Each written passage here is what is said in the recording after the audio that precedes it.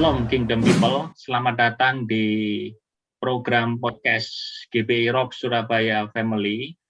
Kami senang bersama dengan Anda karena program podcast yang selama ini kita jalankan pastinya menjadi berkat bagi Anda semuanya.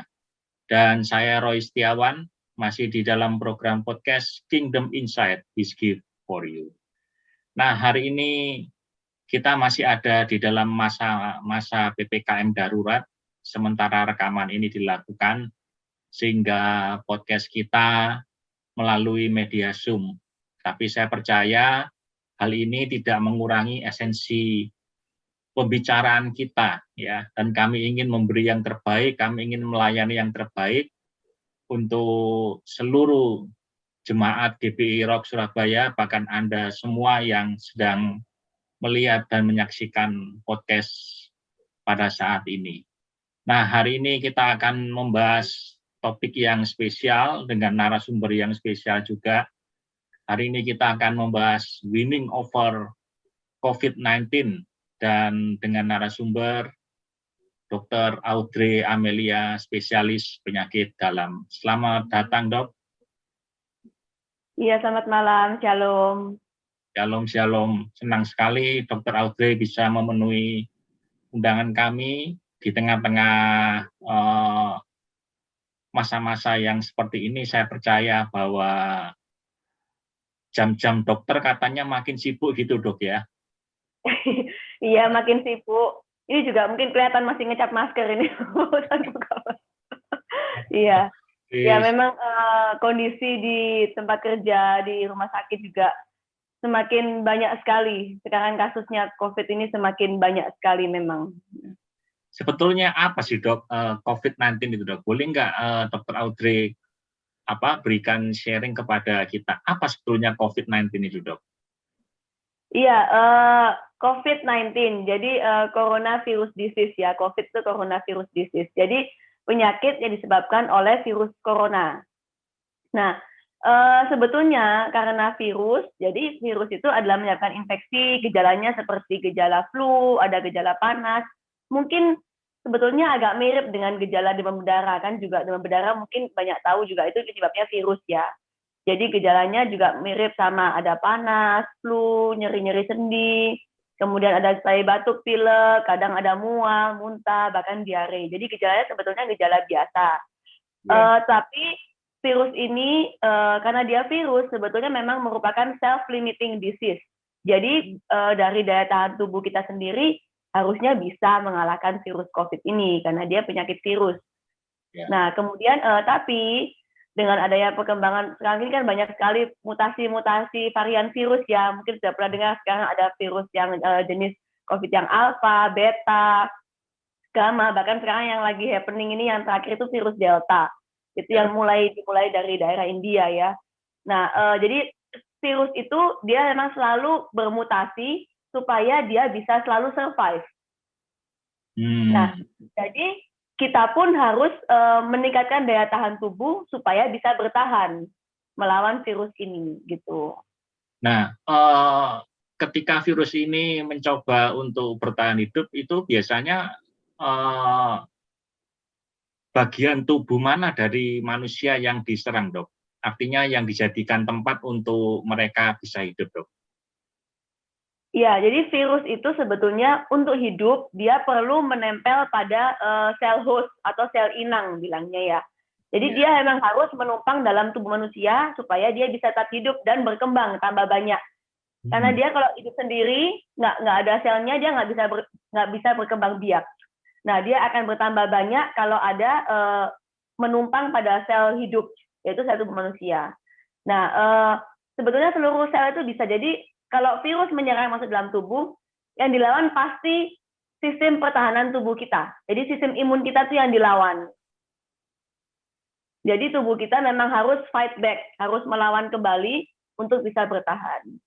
Itu yang disebabkan karena makanya kenapa pasien-pasien yang mungkin orang yang ada riwayat penyakit komorbid biasanya akan lebih berat. Contohnya ada riwayat diabetes, riwayat penyakit jantung, riwayat gangguan ginjal, atau kanker misalnya, itu sistem imunnya kan memang lebih rendah dibandingkan yang tanpa penyakit. Jadi gejalanya biasanya akan lebih berat. Seperti itu. Itu di bagian tubuh mana, Dok, yang diserang dari manusia? Sebetulnya karena infeksi, dia bisa sepsis, infeksi berat seluruh tubuh. Cuman paling berat gejalanya di area paru-paru untuk virus COVID sendiri. Jadi biasanya kan saluran napas ya, jadi mulai ada gejala flu, batuk, pilek, bahkan ada yang sampai mulai ada banyak dahak di paru-paru. Nah, akan memberat sampai ke pneumonia. Pneumonia pun infeksi paru-paru itu pun ada bervariasi mulai dari ringan, sedang sampai ke berat. Jadi tentunya pneumonia seperti itu akan bervariasi juga gejalanya berdasarkan dengan tingkat beratnya, derajat beratnya pneumonia itu. Ya. Nah, Dok, ini ada pertanyaan, siapa saja sih yang bisa terkena penyakit ini? Kadang-kadang orang merasa, enggak lah, saya nggak mungkin kena lah. Saya kan tubuh saya selalu sehat dan seterusnya dan seterusnya. Siapa saja, Dok, kira-kira, Dok, yang biasanya sangat rentan untuk terkena virus ini dan mengapa bisa seperti itu? Iya, sebetulnya dengan kondisi saat ini itu semua orang bisa terkena COVID. Semua orang, tapi dengan variasi gejala yang berbeda. Jadi mulai dari usia muda, bahkan sang anak-anak pun juga banyak yang kena, sampai usia lanjut semuanya bisa kena COVID. Tapi masing-masing orang punya daya tahan tubuh sendiri-sendiri yang berbeda. Itu yang menyebabkan seseorang bisa OTG jika daya tahan tubuhnya masih baik, mungkin biasanya usia muda tanpa penyakit komorbid, atau dengan pertambahan usia tentu daya tahan tubuh semakin menurun. Tentunya gejala yang muncul bisa lebih berat dibandingkan dengan yang usia muda. Nah, tapi anak-anak pun sekarang, saya temukan ada berapa dari anak-anak dari pasien saya itu juga ada yang sampai pneumonia juga karena pengaruh dari lifestyle. Jadi mungkin mereka sekarang lebih banyak di rumah, kurang jemur matahari, lebih banyak di depan gadget, dan pola makan pun mungkin kurang sehat karena banyak yang take away dari luar atau instant food atau junk food. Akibatnya daya tahan tubuhnya kurang bagus. Jadi kadang meskipun usia muda bisa saja gejalanya juga bisa mengarah ke berat juga. Nah, tentunya untuk pasien-pasien yang lanjut usia dengan ada penyakit komorbid tadi yang seperti saya sebutkan, ada riwayat diabetes, jantung, ada gula, ada darah tinggi, kemudian ada juga misalnya ada riwayat kanker, penyakit ginjal, itu semua yang menekan sistem daya tahan tubuh. Tentunya gejalanya bisa semakin lebih berat. Jadi sebetulnya COVID ini bisa menyerang siapa saja. Siapa saja, Dok, ya. Jadi kita nggak boleh sombong ya. Betul, nggak boleh sombong dan harus was-was sendiri, betul. Semuanya itu karena kan sekarang sudah ada protokol kesehatan yang dari pemerintah juga berulang kali mengingatkan, dimanapun kita pergi juga selalu diingatkan untuk selalu harus menerapkan protokol kesehatan. Itu juga untuk perlindungan diri kita sendiri. Jangan sampai kita lengah, akhirnya gampang sekali terpapar dan bisa terkena virus. Karena meskipun misalnya seseorang yang masih usia muda, dia merasa dia hanya flu ringan mungkin, hanya yang merasa jadi bukan gejala yang berat, tapi dia masih risiko menulari orang sekitarnya. Mungkin di rumah ada orang tua, ada opa-oma, itu kan berisiko ya untuk menulari mereka. Dan akibatnya yang tertular ini bisa lebih berat gejalanya dibandingkan dengan orang yang membawa virus karena sering keluar-keluar misalnya. Iya.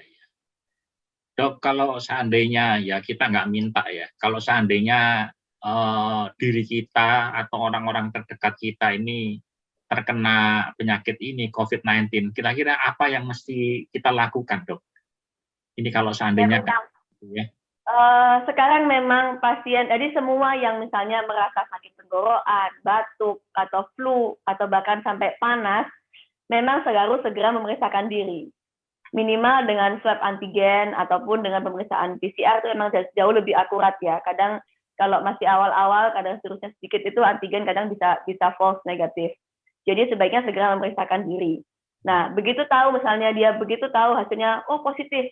Nah, langsung memeriksakan diri ke dokter. Jadi bisa kan sekarang banyak rumah sakit dan klinik-klinik menyediakan telekonsultasi. Jadi bisa online.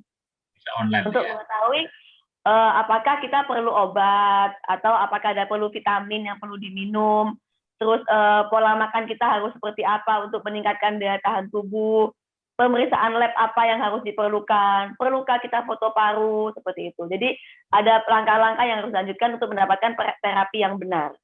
Contohnya misalnya seseorang yang OTG, mungkin sebetulnya dia belum perlu pengobatan, tapi kita perlu edukasi. Kapan kita mulai harus periksa foto?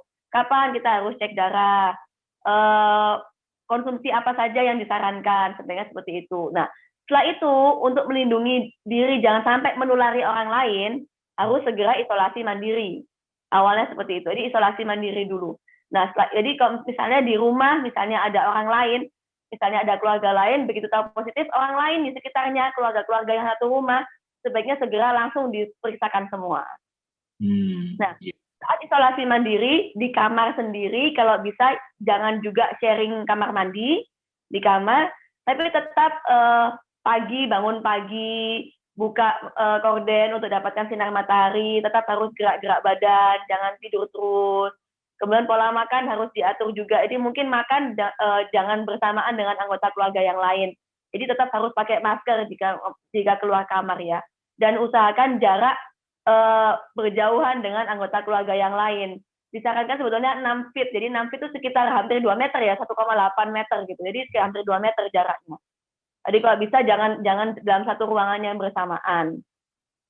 Kemudian usahakan untuk selalu konsumsi makan yang teratur, istirahat yang cukup.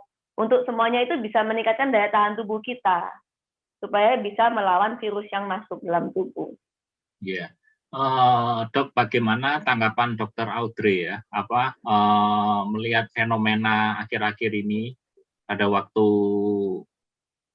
podcast ini direkam itu kan ada fenomena susah untuk mencari fasilitas kesehatan yang mau untuk menerima atau mau untuk istilahnya untuk memeriksa kita apakah kita ini terkena COVID atau dirawat dan seterusnya. Itu bagaimana dok ya kalau seandainya kita menjumpai fenomena yang seperti itu? Iya, memang karena semakin banyaknya kasus hari demi hari selalu bertambah. Tentunya kapasitas rumah sakit yang ada itu tidak bisa mencukupi untuk melayani semua pasien. Jadi ada kriteria-kriteria yang menentukan misalnya pasien ini perlu dirawat inap atau tidak. Tapi andai kata dia tidak perlu rawat inap, misalnya perlu konsultasi dengan dokter, setahu saya semua rumah sakit dan klinik-klinik itu memfasilitasi pasien untuk bisa konsultasi dengan dokter. Baik melalui rawat jalan ataupun melalui telekonsultasi. Dengan teknologi yang ada. Jadi misalnya melalui video call atau misalnya melalui ada yang by phone obat langsung dikirim, kemudian keluarga yang datang, bahkan sekarang ada rumah sakit yang terintegrasi. Jadi pemeriksaan lab apapun atau ronsen atau apa semua dokter langsung bisa akses lewat online. Jadi itu lebih memudahkan dokter untuk mengetahui perkembangan pasien. Ada juga yang rumah sakit yang mulai mengakomodasi pasien-pasien yang isolasi mandiri supaya setiap hari mereka bisa terpantau keadaannya. Jadi ada yang bisa home visit, ada yang melayani home care, misalnya pemasangan infus di rumah, penyediaan tabung oksigen di rumah. Ada juga yang kalau misalnya tidak perlu home visit, bisa setiap hari telekonsultasi online dengan dokter. Jadi diupdate terus kondisinya, saturasi oksigennya berapa, tensi vital sign-nya berapa, ada keluhan tambahan apa, obatnya ada yang perlu dirubah atau tidak. Jadi sebetulnya semua rumah sakit, fasilitas kesehatan yang ada itu berusaha mengakomodasi supaya bisa melayani pasien-pasien yang sedemikian banyak. Nah, memang untuk kapasitas rawat inap, jumlahnya itu kan tidak semudah itu ya untuk membuat misalnya lantai baru, memfasilitas bed baru, kan itu agak susah memang, mungkin dalam waktu dekat. Jadi memang ada beberapa rumah sakit yang membuat extension misalnya, jadi building extension untuk menambah kapasitas bed. Tapi itu pun juga tidak bisa memenuhi semuanya. Jadi memang ada kriteria di saat di mana pasien itu memang perlu rawat inap, jadi kita usahakan bisa dapat tempat. Tapi kalau memang full, ya memang harus mengusahakan untuk rumah sakit yang lain. Jadi memang setiap hari kan rumah sakit itu kondisi full bed-nya itu kan akan terupdate terus. Pasti kalau misalnya itu ya harus cek berulang memang kondisinya. Kan kita tidak bisa mengalokasikan, oh jam segini pasti bednya ada, itu kan nggak mungkin ya. Iya, iya. Kan gitu. Seperti peralatan ketersediaan selang oksigen, tabung oksigen, ventilator itu kan limited ya memang. Jadi memang hanya untuk pasien yang betul-betul memerlukan. Kalaupun tempatnya di extended, tapi kalau tenaga kesehatannya nggak ada, percuma juga dok ya. Betul. Tenaga kesehatan pun kan ya mungkin banyak yang dengar di berita juga, banyak yang kena COVID juga. Jadi ya memang harus saling menyesuaikan ya. Jadi dari rumah sakit pasti ada manajemennya masing-masing bagaimana mengelola jumlah pasien yang diterima dengan tenaga kesehatan yang bekerja. Iya. Gitu. Nah, Dr. Audrey, bagaimana caranya ya kita mencegah supaya kita tidak terkena penyakit ini? Kan kita tahu berita di luar itu harus minum vitamin D3 sampai 5.000 unit begitu, atau ya macam-macam begitu. Kalau kita dengar beritanya itu, nah ini kita ingin mendengar langsung dari Dr. Audrey, kira-kira apa yang bisa kita lakukan supaya kita nggak terkena penyakit ini, dok, kira-kira? Iya, sebetulnya yang pasti, yang harus dan wajib itu menerapkan protokol kesehatan, itu sudah jelas, ya. Jadi kalau bisa jangan keluar rumah, sebisa mungkin batasi aktivitas di luar, jadi lebih baik di rumah saja. Andai kata memang perlu keluar, gunakan masker. Masker itu sekarang sudah mungkin dari pemerintah juga sering mengingatkan untuk sekarang harus pakai double masker, karena masih banyak yang pakai single masker dan masker kain. Itu sangat tidak bisa memproteksi karena seratnya terlalu longgar. Virus dan droplet masih bisa masuk. Jadi masker medis bahkan harus double, kemudian menjaga jarak. Jadi dimanapun misalnya ada yang perlu harus keluar untuk beli bahan makanan, atau ada yang perlu untuk misalnya ke ATM atau pembeli obat atau yang lain, usahakan selalu menjaga jarak minimal 6 feet, jadi hampir 2 meter, jaraknya agak jauh loh memang. Jadi harus melakukan seperti itu.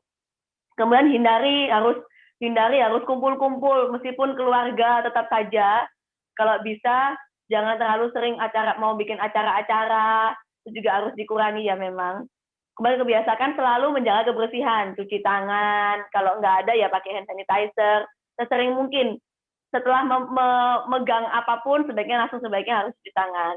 Dan hindari terutama untuk makan di luar. Itu makan di luar itu yang paling bahaya, karena kita pasti buka masker. Kalau makan itu pasti buka masker. Jadi usahakan selalu makan di rumah, take away, dipanasin dulu. Ingatkan selalu bungkusnya langsung segera dibuang. Makanya dipanasin dan baru makan. Atau kalau misalnya take away ya pilihan optionnya kalau nggak makan di rumah ya makan di mobil. Iya. Seperti itu. Nah, selain menerapkan protokol kesehatan, kita harus merubah lifestyle kita supaya daya tahan tubuh kita lebih kuat. Yang pertama, tentunya dari tidur yang cukup, itu harus.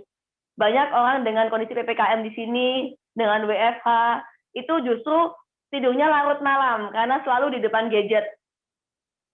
Ya, itu sangat banyak. Jadi, dari anak-anak sampai yang dewasa pun karena banyak aktivitas di depan gadget, akhirnya mereka tidurnya larut malam.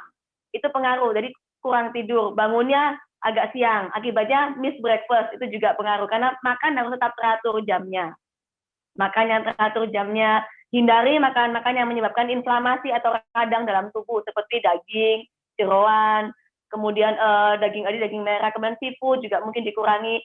Perbanyak konsumsi makan sayur, karena itu serat banyak dan banyak multivitamin, banyak mineral. Buah satu hari kalau bisa 2-3 porsi sehari, itu banyak sekali antioksidan dan vitamin. Sebetulnya dengan pola makan seperti itu, tidak perlu makan suplemen yang banyak, tidak perlu additional vitamin untuk tambahan-tambahan. Namanya juga suplemen, berarti tambahan sebetulnya. Diperuntukkan untuk pasien yang misalnya dia kena COVID, kita perlu ekstra untuk membooster daya tahan tubuhnya, untuk melawan. Baru diperlukan untuk tambahan suplemen, vitamin D, vitamin C, ada yang bilang juga zinc, vitamin E, gitu. Nah, itu hanya tambahan. Kalau tidak terkena COVID, tidak perlu minum vitamin sebanyak itu, karena apapun yang kita minum, itu akan masuk melalui liver dan ginjal. Jadi semakin banyak akan membebani. Contohnya misalnya vitamin C saja. Vitamin C itu kebutuhan sehari 50-100. Sedikit sekali dibandingkan dengan suplemen yang dijual minimal 250 kalau enggak.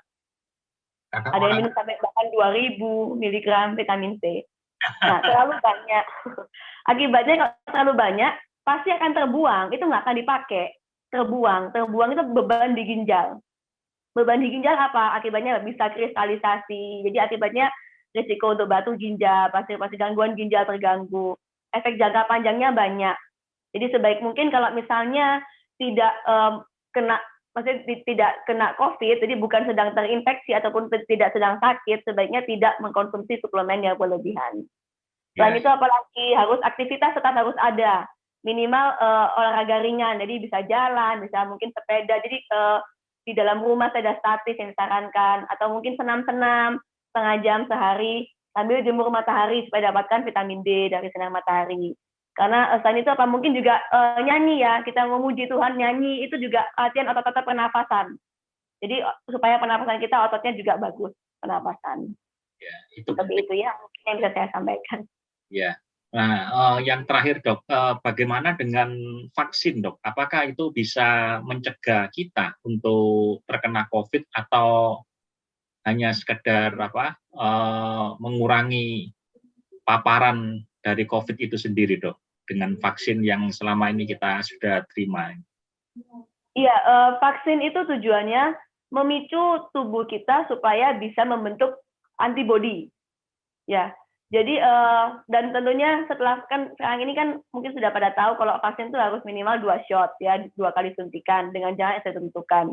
Nah, 2 kali shot itu kemudian akan diperlukan waktu untuk tubuh kita membentuk antibodi untuk melawan virus. Nah, dengan adanya vaksin bukan berarti kita kebal 100%, tidak. Tetap setiap orang bisa terkena COVID. Nah, tapi kalau sudah punya antibodi, seharusnya dia punya pertahanan yang lebih lagi untuk melawan COVID. Biasanya tidak sampai jatuh ke kondisi yang berat, yang mengkhawatirkan. Biasanya seperti itu. Jadi jangan takut vaksin, karena memang semua harus divaksin. Semakin cepat divaksin, semakin banyak yang divaksin, kemungkinan besar untuk semakin cepat kita juga mencapai untuk herd immunity. Mungkin sudah pernah dengar ya. Jadi semakin banyak, kalau misalnya semakin punya banyak antibodi, virus itu akan kehilangan tempat untuk dia bisa mencari tempat untuk dia bisa numpang hidup gitu. Yeah. Jadi adanya vaksin kita punya antibodi. Andai kata terpapar, misalnya ada saudara atau siapa yang kita nggak sengaja akhirnya tertular, biasanya yang sudah vaksin itu tidak akan jatuh sampai kondisi yang berat, yang mengkhawatirkan. Itu yang diharapkan supaya angka kematian tidak terus meningkat. Ya, jadi ini buat teman-teman di GBI Rock Surabaya, kalau belum vaksin segera ya cari program vaksin ya, supaya kita bisa terlindungi. Nah, yang terakhir, Dr. Audrey, apakah ada pesan-pesan khusus nih untuk teman-teman yang ada di GBI Rock Surabaya terkait dengan COVID-19 ini? Pesan saya memang dari harus merubah lifestyle ya, memang seperti yang tadi saya sampaikan, usahakan untuk makan teratur, tidur yang cukup, konsumsi perbanyak makan sayur dan buah dan olahraga, itu semuanya untuk meningkatkan daya tahan tubuh. Selain itu memang harus menerapkan protokol kesehatan dengan baik, jangan sampai lengah, karena kalau kita lengah memang virus itu ada di mana-mana, jadi memang semua orang berisiko untuk kena virus COVID. Jadi memang harus betul-betul menjaga kesehatan dan menerapkan protokol kesehatan. Ya, mungkin itu ya. Ya, baik, terima kasih Dr. Audrey. Sudah banyak informasi yang kita terima saat ini. Saya percaya hal ini memperluas wawasan kita tentang COVID-19 ya, sehingga kita bisa menjaga diri kita juga bisa menjaga keluarga kita untuk kita tidak lengah ya terhadap COVID-19 ini. Thank you Dr. Audrey telah memenuhi undangan kami dan juga ilmunya yang telah dibagikan kepada teman-teman semuanya. Saya percaya pembicaraan yang kita lakukan pada saat ini boleh menjadi berkat bagi kita semuanya. Kita akan menutup di dalam doa untuk mengakhiri podcast pada saat ini. Kami bersyukur kepada Tuhan atas anugerah Tuhan yang telah melimpah di dalam hidup kami. Dan setiap perbincangan yang telah kami dengar pada saat ini, kami percaya biarlah itu boleh menjadi berkat. Dan lebih daripada itu, Tuhan memberikan kepada kami spiritual covering untuk kami tidak mengalami COVID-19. Tuhan memberikan kekuatan kepada kami. Tuhan menjaga hidup kami. Dan biarlah kami semuanya ada di dalam perlindungan, penyertaan Tuhan, dan berkat Tuhan di sepanjang umur hidup kami. Kami menyerahkan semua ke dalam tangan Tuhan, dan juga Dr. Audrey Amelia yang sudah menjadi narasumber bagi kami percaya Tuhan juga memberkati. Dan kami semua yang melihat, menyaksikan podcast ini, melalui perbincangan ini, Tuhan memberikan wawasan yang baru kepada kami semuanya. Dan kiranya kami boleh melakukan, dan kami boleh tetap berdoa, beriman kepada Tuhan, untuk kami boleh tetap mengalami kebaikan Tuhan. Inilah doa kami, di dalam nama Tuhan Yesus Kristus kami berdoa. Amin. Thank you Dr. Audrey untuk waktunya. Baik teman-teman, demikianlah acara podcast kita pada episode kali ini. Terima kasih telah menyaksikan episode kali ini, dan bila Anda masih ingin berkonsultasi lebih lanjut dengan Dr. Audrey Amelia, spesialis penyakit dalam, bisa datang ke National Hospital Surabaya, betul dok ya? Iya. Ya, dan juga Rumah Sakit Premier Surabaya. Nah, teman-teman mungkin bisa juga melakukan telekonsultasi, dan salam sehat selalu untuk kita semuanya, dan jangan lupa untuk selalu menyaksikan acara podcast kita, Kingdom Insight is Gift for You.